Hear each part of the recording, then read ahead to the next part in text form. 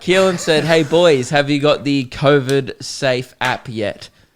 Which is this new app that's absolutely not. Whoa! Now I haven't okay. I don't think anyone's surprised. I obviously haven't done a lot of research into this. Okay, that's not my thing on the show. My thing in life has always been winging it. Whether it's a school test, whether it's life in general, this podcast.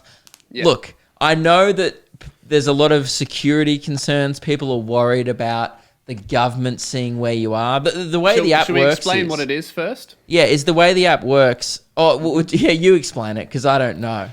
Okay, so basically there's an app that the government has put out called COVIDSafe, and it tracks you everywhere you go, and that data is stored by the government, basically so that if they find someone has coronavirus, they can plug that radius of where that person was into the app, and then the app will go, hey, you were near this person who has coronavirus, come in and get tested.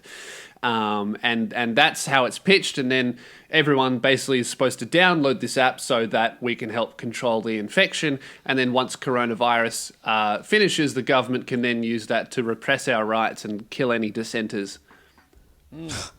Now, Lewis is like a 50-year-old man in a doomsday bunker, like often.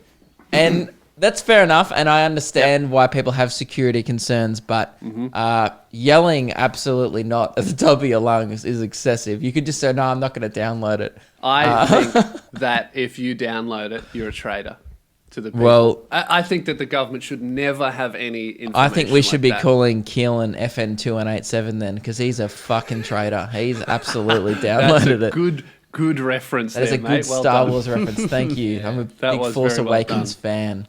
Yeah. I downloaded it because I was trying to be a good citizen, and then I saw all the stuff online about it.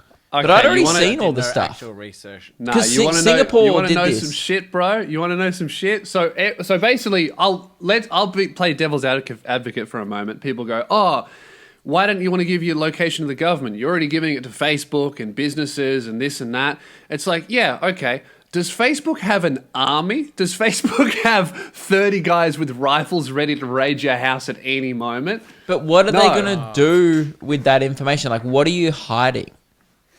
Well, like, your life sucks, man. Like, you just go to the supermarket, someone else gets arrested. Like, you don't have any, you never do anything illegal. And I'm sure neither does anyone living in North Korea, but the government changed. If you give the government the ability to do this shit, that's all fine now, and we can definitely trust them now. But the problem is government changes, and the minute you start giving them the idea that they can do this, that's when they start going, oh, why don't we just use this for crimes? Why don't we just use it for this?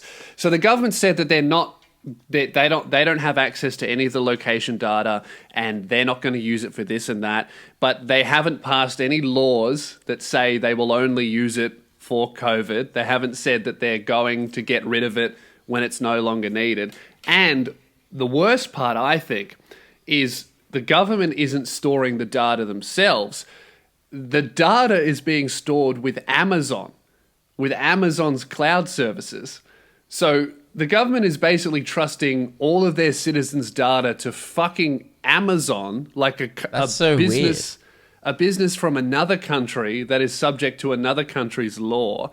So that in the US, there's a law that came out in 2018, the Cloud Act, which means that the American government can force any business from any country, if they have offices in America, Amazon, to give them all of their information that is stored for any reason. Right, but still, what are they going to do? Like, okay, even if they knew where you were going every day and where everyone was going every day, what does that tell them? That people go to the shops? That tells them who you hang out with. That tells them what you're doing. If I have a criminal friend and I go and see them, all of a sudden I'm a criminal as well. Right, but if you have an iPhone, they could probably work that out anyway because you text them.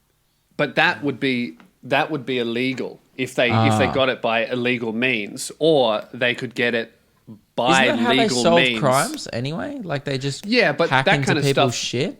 That kind of stuff would require a warrant. Whereas if you have, I don't know, 50% of the population signed up to this app, and then they have your location, and then all of a sudden they change a law that goes, oh, we can just use this app to track Yeah, location now.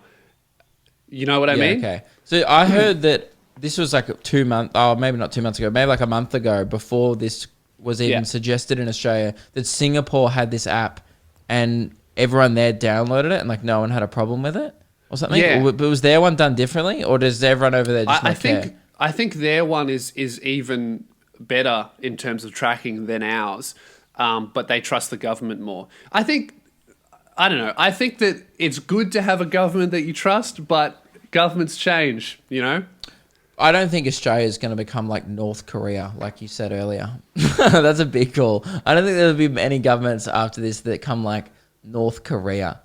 Yeah, but, you know, I bet Germany thought that. Then bloody Franz Ferdinand cops a bullet and we get Hitler. Shit changes, man. That's what I think. Yeah. But maybe I'm being paranoid. I could be.